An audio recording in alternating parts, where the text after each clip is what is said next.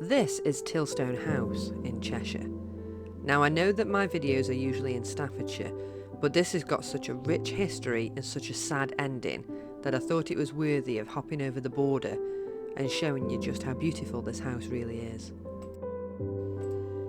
Tilstone House is a majestic neo-Tudor mansion built in 1888, and it was originally commissioned by the old Etonian baronet Sir Gilbert Greenhall, later the first Baron Daresbury. The house was designed primarily as a hunting lodge, but it was built on the scale of a grand country house, and its history is rich with stories of entertainment, social gatherings, and esteemed residents. The family's wealth came from a brewery founded by Thomas Greenhall in St Helens in 1762. Sir Gilbert Greenhall was a respected justice for the peace for Lancashire and Cheshire, and he passed away at Tilstone House.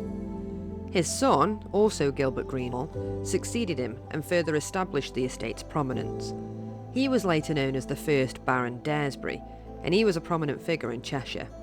An old Etonian, he was a lieutenant in the Life Guards and served as High Sheriff of Cheshire. He was also a renowned huntsman. He was master of the Belvoir foxhounds and deeply involved with the Cheshire Hunt, of which our current King Charles was a patron. And it was because of this he built Tilstone House, and it became synonymous with lavish aristocratic entertainment. The house is a masterclass in neo-Tudor design. It's got a timber frame facade, a tower topped with a spire, a balcony, lavishly carved doors, Gothic-inspired windows, and the inside of the house is equally as impressive. Especially the principal staircase, which is a magnificent oak affair with newel posts and pendants.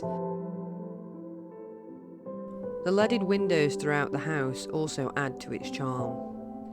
By 1901, Tilstone House had become the residence of Major Frederick Howard Wingfield Featherstonehoff and his wife Beatrice, a granddaughter of the first Baron Wolverton. He was a great-grandson of the 3rd Earl of Wicklow, and a descendant of an old Irish landowning family. His military career saw him rise to the rank of Major in the Cameronians, and he served as an extra equerry to King George V, managing his thoroughbred stud. The family brought their aristocratic connections and lifestyle to Tilstone House. The household included a butler, footman, hall boy, housekeeper, lady's maid, nurse, nursery maid, cook, kitchen maid, scullery maid, and 2 housemaids, which showcases the grandeur of their living. And by 1911, they'd also employed a Swiss governess. It's also likely that this family contributed to the expansion of the house, including the addition of the library. By the 1920s, Mrs. Mary Emma Dempster, widow of John Dempster of Keel Hall in Staffordshire, acquired Tilstone House. The Dempsters were an old Scottish family, and they became millionaires through the gas industry. John Dempster's family founded the company in Alland, Yorkshire in 1855, and was one of the earliest members of the British Association of Gas Managers. The family had a series of grand residents, from Scotland right down to Staffordshire with Keel Hall, and they also owned a yacht, the Volavant, in which John Dempster won the Heligoland yacht race in 1903, defeating the German Emperor and receiving a silver cup from Kaiser Wilhelm II. Mary Dempster continued the tradition of living at Tilstone House, although she did not hunt herself. Her granddaughters, however, enjoyed the sport with the Cheshire Hunt. Her granddaughter, Barbara Haywood, became the longest-serving Lady Master of Foxhounds in Britain with the Albrighton Hunt. And she was also used to a high standard of living. Her household included a secretary, a maid, a cook, housekeeper, housemaids, a chauffeur and coachman. She maintained the high standards of domestic service expected in such a grand estate, and the grounds were meticulously cared for by a team of gardeners and groundskeepers. One of the most intriguing connections to Tilstone House is through Edith Pretty, Mary Emma Dempster's niece, who regularly visited her aunt at Tilstone House. Now, she's best known for her significant role in one of the most famous archaeological discoveries in Britain, the Sutton Hoo ship burial. She was born into the Dempster family. She was well educated and widely travelled, and she married Frank Pretty in 1926, and they moved to Suffolk where they purchased the estate at Sutton Hoo.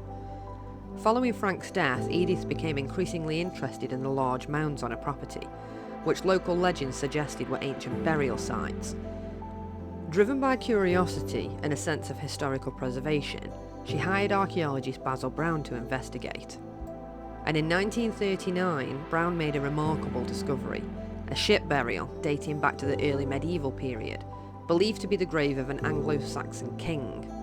And what they found there provided invaluable insights into early medieval England. The treasures unearthed at Sutton Hoo are now housed in the British Museum, where you can go and visit them. And her story adds a fascinating layer to the history of Tilstone House. It links it to one of the most significant archaeological finds in Britain. The next family were the Winterbottoms. Oscar Dunstan Winterbottom was the son of a millionaire bookcloth manufacturer, George Harold Winterbottom, of Horton House in Northamptonshire. This family were well integrated into Cheshire society and were passionate about hunting. Oscar Winterbottom's dedication to equestrian pursuits was so strong that he began to hunt side saddle when his arthritis affected his leg. And Mrs. Winterbottom, who was active in local societies, served as the vice president of the Cheshire Beekeepers Association, and Tilstone House often hosted their meetings. In 1997, new owners purchased Tilstone House and undertook extensive restoration efforts. Their work was praised for keeping to the original design, and it earned the house regional and national quality standard awards in 2003. This restoration maintained the house's historical integrity while incorporating modern luxuries, seamlessly blending old and new elements. It was then that the house became a luxury wedding venue, and it was advertised online as giving the grandeur of a stately home with the intimate air of a country residence, a wedding venue that you can completely make your own for the special day, with private grounds, 11 large bedrooms, superb gardens, a large function room, and the ability to tailor your wedding day to suit your tastes. There is no other place quite like this. And it's true. It genuinely was a beautiful wedding venue. There's lots of photos and videos online of what this place looked like before it was destroyed. However, the grandeur of Tilstone House met a tragic end with the fire on January the 12th, 2020, caused by an electrical fault. The blaze, which required 90 firefighters and took 4 days to extinguish, severely damaged the mansion. And despite restoration effects and redevelopment plans, the fire marked a significant loss for one of Cheshire's architectural heritage buildings. There are current plans in place that envision Tilstone House as the centre of a housing development, and these plans aim to preserve the house's legacy while adapting to contemporary needs. And this will hopefully ensure that the house survives and continues to be used as a home, albeit multiple homes, but at least it'll get a new use. Unfortunately, at the moment, Tilstone House sits empty and unloved. And the longer it's left, the worse it's going to get. There is graffiti, broken windows, and it's just generally getting damaged every day. And the beautiful manicured gardens that were once the subject of hundreds of lovely wedding photos are now completely overgrown and unrecognisable. It's sad to see any building in this state, but it's even worse to see a building that's been so fully restored and had so much love recently end up in this state as well. I can't seem to find much information about who actually owns the venue now, or if there was an insurance claim or anything. So if anybody does have any information about the future of this beautiful house, please let me know in the comments, because I would love to know what the future holds for this place. But thank you for watching, and if you love local history, mostly in Staffordshire, then don't forget